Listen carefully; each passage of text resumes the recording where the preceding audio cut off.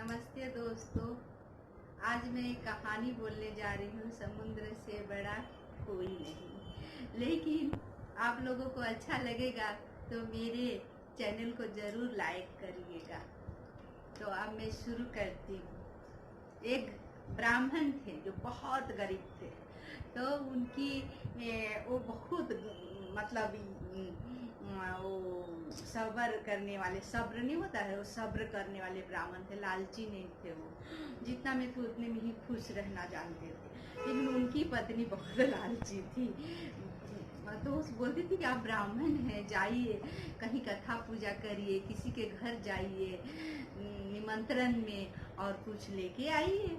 तो उन्होंने कहता था कि ऐसा कुछ नहीं है, मैं नहीं जाऊंगा। और औरत ने बोलती थी नहीं आपको जाना है। तो क्या हुआ कि एक दिन उनकी और बहुत फोर्स की। तो वो सोचे कि मैं किसी से मांगू, पूरी दुनिया तो किसी न किसी से मांगता ही है। जब जो किसी ने किसी और से मांग रहा तो मैं उस इंसान से क्यों मांगू। उनके अंदर ये बैठ गया था कि हर इंसान तो गरीब ही है, तभी तो किसी से मांग के चलता है कहीं ना कहीं। तो मैं किससे मांगू। तो एक बार दिमाग में सोचने लगे बैठ के। तो सोचे तो उनके मन में आया समुद्र का। तो बोले समुद्र सबसे धनी है, वो किसी से कुछ नहीं मांगता है, तो क्यों ना मैं समुद्र से ही मांगू।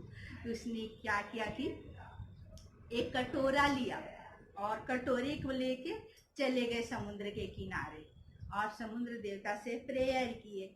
हे समुद्र देवता, मैं आपके पास आया हूँ, आज बहुत आशकामना लेके, अपना बिन्नते लेके और सब कुछ लेके, अरमान को लेके, ख्वाहिशों को लेके मैं आया हूँ। मुझे मेरी ख्वाहिशों को जरूर पूरा करिएगा। मैं यही सोच के आया हूँ कि आप सबसे बड़े हो, सबसे राजा हो, सबसे धनी हो, आपके पास किसी चीज की कमी नहीं है। आप बहुत विशाल समुद्र है, आपका हृदय बहुत बड़ा है। इस तरह से प्रोत्साहन भरा स्वर बोल के विलाप किए और प्रार्थना किए समुद्र से। तो ये बातें समुद्र ने नहीं सुने और नहीं सुने तो उन्होंने बिना खाए पिए व्रत करने के, जैसे व्रत किया जाता है नियम, वैसे ही उन्होंने आए थे और कटोरा से पानी निकालना चालू कर दिए। तो कटोरे कटोरे पानी निकालने लगे। पानी निकालते निकालते शाम हो गई। लेकिन उस इतनी बड़े समुद्र से पानी कैसे निकल सकता है।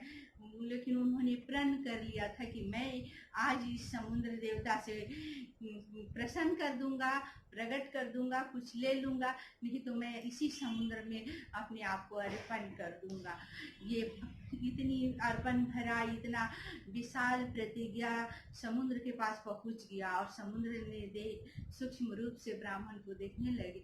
तो उन्हें बहुत माया आया कि ये ब्राह्मण तो आज अपना प्राण त्याग देगा और इतना संतोषी ब्राह्मण है, मुझे प्रकट तो होना ही चाहिए। ऐसा सोच के उन्होंने प्रकट हो गए और बोले हे ब्राह्मण देवता, मैं प्रकट हो गया हूँ। तो ब्राह्मण ने बोला हे समुद्र देवता, आपने मुझे दर्शन दिए, प्रकट हो गए, मुझ पर आप प्रसन्न हैं। बोले हाँ मैं बहुत प्रसन्न हूँ, क्या मांगना चाहते हो, बस तुम बोलो।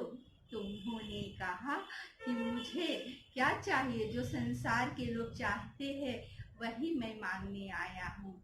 जो सुख वैभव, जो चीज इच्छाएं हैं वो चीज वही चाहिए मुझे, आप दे दीजिए मुझे। तो समुद्र देवता ने एक शंख निकाले समुद्र में से, शंख निकाल के उनके कटोरे में डाल दिए। बोले कि ब्राह्मण देवता ये शंख आप ले लीजिए। तो ब्राह्मण ने शंख लेके बोला कि हे समुद्र देवता, इतना बड़ा आप विशाल समुद्र देवता हैं और आप मुझे ये शंख दे रहे हैं। तो उन्होंने कहा कि आप इस शंख से जो मांगेंगे सो मिलेगा। जाइए गाय का गोबर लेके लेपन कर दीजिए और उसी पर शंख को रखिए और प्रेयर करिए और उनसे अपनी इच्छाओं को प्रकट करिए, जरूर मिलेगा। उन्हें बहुत भूख लगी थी, सुबह से कुछ नहीं खाया था। तो उन्होंने कहा कि क्यों न इसी से आजमा लूं।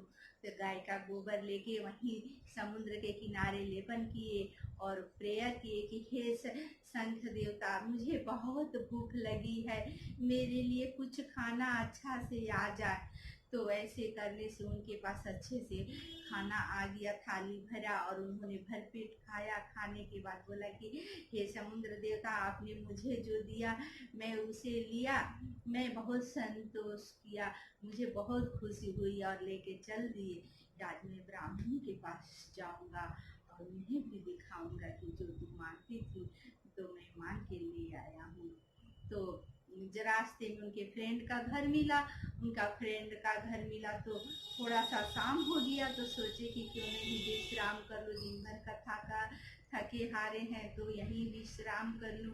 तो उन्होंने जब विश्राम करने गया तो उनके फ्रेंड ने बोले कि हे समुद्र देवता, मैं आपके लिए समुद्र का सॉरी हे ब्राह्मण देवता, मैं आपके लिए जलपान का इंतजाम कर रहा हूँ। उन्होंने कहा ना ना, आप कष्ट ना करिए जलपान के लिए, मैं आपके लिए कुछ इंतजाम करता हूँ। बोले कि आप तो मेरे मेहमान हैं, मेरा फर्ज है आपका सेवा करने का।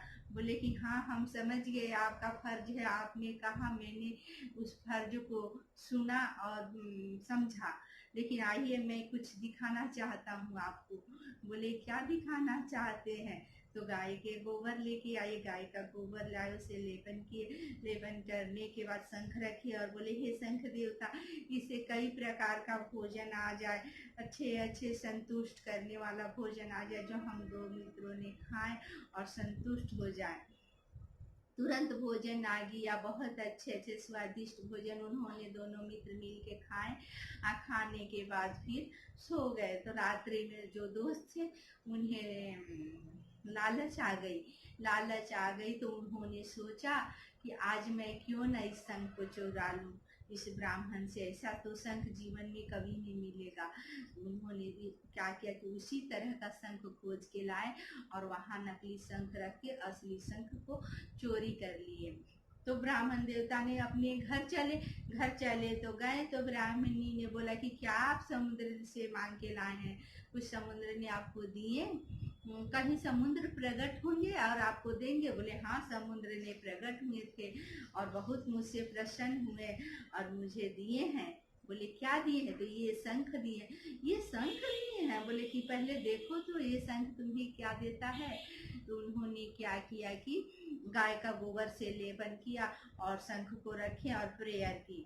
जब प्रेयर किए तो शंख से मांगे कि आज मेरे घर में 56 भोग आ जाए और हम लोग खा के संतुष्ट हो जाए। तब तक पूरा 56 भोग से भर गया।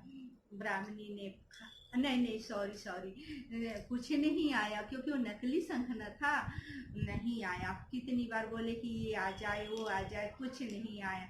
जब कुछ नहीं आया तो ब्राह्मणी बहुत गुस्सा हुई, बोली कि व्यर्थ की बातों में आप मुझे उलझाए, मुझे ऐसा कह के उत्साह बढ़ाए, मुझे बहुत दुख हुआ। ऐसा ना किया करे, जब आपको नहीं मिला है तो शंख ला के मुझे क्यों बहला रहे हैं।